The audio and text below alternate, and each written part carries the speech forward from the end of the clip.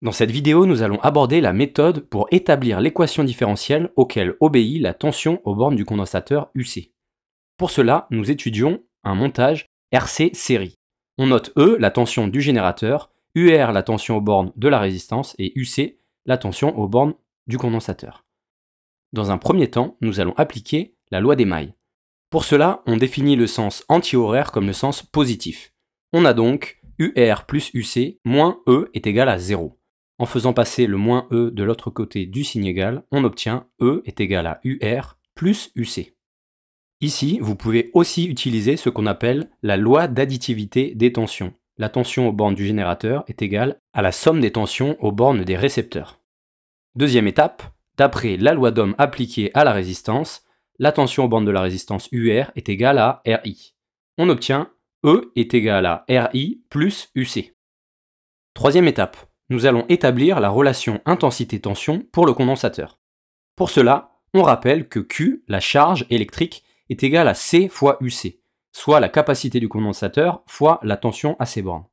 Et I, l'intensité électrique, est égale à dQ sur dt, soit la dérivée en fonction du temps de la charge Q.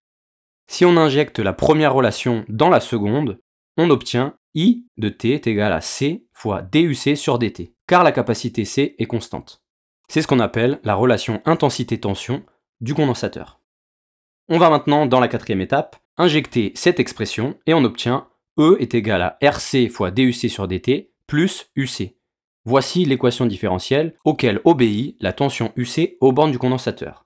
Vous pouvez ensuite retravailler cette expression pour obtenir l'expression demandée dans votre énoncé. Si on souhaite présenter une équation différentielle du type Y' est égal à AY plus B, on peut dans un premier temps diviser tous les membres de cette égalité par RC pour faire disparaître RC devant DUC sur dt, et ensuite isoler DUC sur dt en faisant basculer le terme UC divisé par RC de l'autre côté du signe égal. On obtient ainsi DUC sur dt est égal à moins UC divisé par RC plus E divisé par RC.